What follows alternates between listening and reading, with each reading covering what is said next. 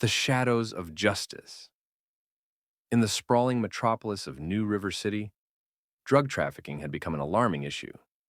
Synthetic opioids, particularly a new and deadly variant called Shadow, were wreaking havoc. The local law enforcement agencies struggled to keep up with the surge in overdose deaths and violent crime associated with this drug. In response, the DEA, under the leadership of Special Agent Sarah Mitchell, was called in to take charge of the escalating crisis. Chapter 1. The Unseen Menace. Sarah Mitchell, a seasoned DEA agent known for her sharp mind and relentless determination, had recently been transferred to New River City. Her new assignment was to lead an elite task force focused on dismantling the criminal networks responsible for the distribution of Shadow. The drug was produced by a notorious cartel known as the Cortez Syndicate, a ruthless organization led by Marco Silva. Marco Silva was a ghost.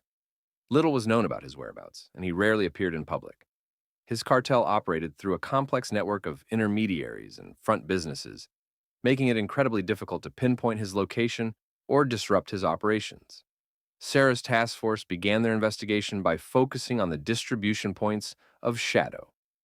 They identified several key players and locations, including a series of warehouses scattered across the city. The team also discovered that the Cortez Syndicate used coded messages and sophisticated communication methods to avoid detection. Chapter 2. The Shadow Network. The investigation took a significant turn when the task force managed to infiltrate one of the cartel's lower-level operations. An undercover agent, Danny Brooks, posed as a small-time dealer, looking to buy a large shipment of Shadow. Through Danny's interactions, the team learned about a major shipment that was scheduled to leave for a new city, potentially expanding the cartel's reach and influence. With this new intelligence, Sarah and her team launched a series of raids on the cartel's known warehouses.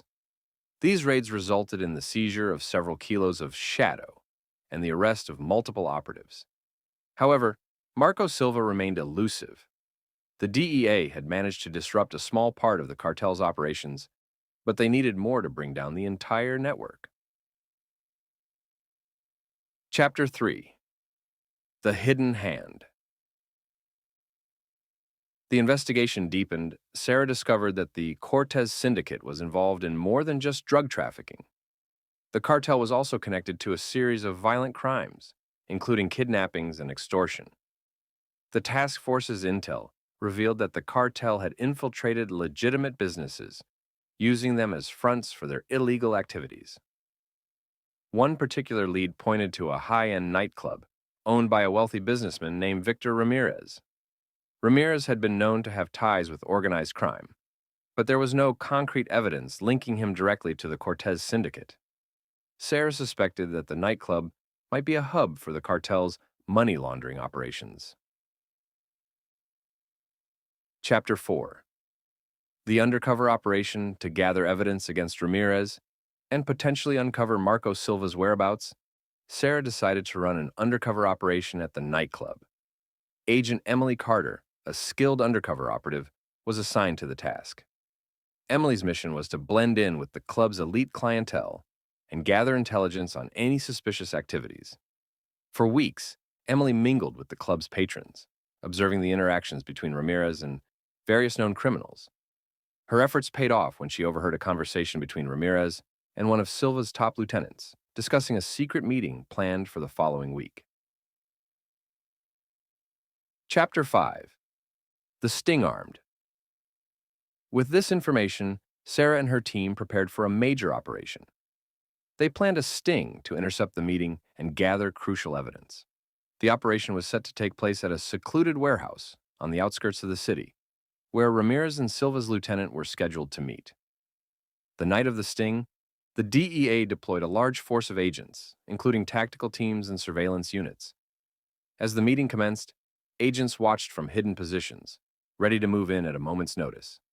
The tension was palpable as the minutes ticked by. Just as the deal was about to be finalized, Sarah's team moved in. The operation was swift and precise, resulting in the arrest of several key figures, including the lieutenant who had been in direct contact with Marco Silva. The warehouse was also filled with evidence of illegal activities, including weapons and large amounts of cash. Chapter 6. The Pursuit. Despite the success of the sting operation, Marco Silva remained at large. The arrest of his lieutenant provided valuable intelligence, leading the DEA to a remote location where Silva was believed to be hiding.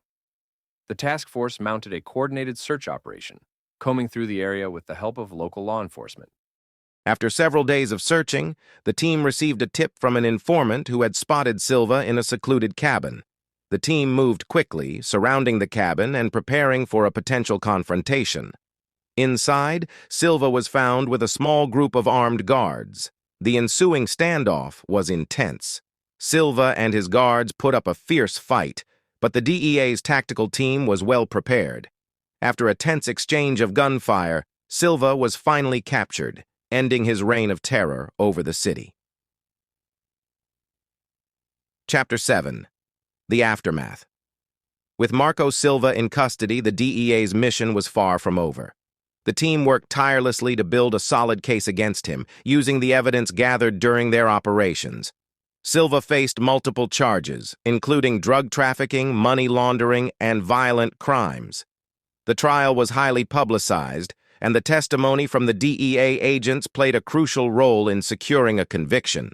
Silva was sentenced to life in prison, and his cartel's operations were significantly dismantled. The city began to recover from the devastating effects of Shadow, and the efforts of the DEA were recognized and celebrated. Sarah Mitchell and her team were praised for their bravery and dedication. The operation had been a success, but Sarah knew that the fight against drug trafficking was ongoing. The task force continued their work, focusing on preventing new threats and supporting communities affected by the drug crisis. Epilogue. A New Dawn. In the aftermath of the operation, New River City began to see positive changes.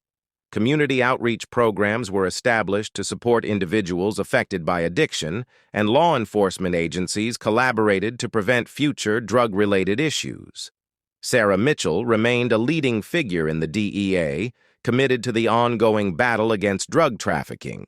The story of the DEA's operation against the Cortez Syndicate became a symbol of hope and resilience. It demonstrated the impact of dedicated law enforcement efforts and the importance of unity in the fight against crime. While challenges remained, the success of the operation provided a renewed sense of optimism and determination for the future.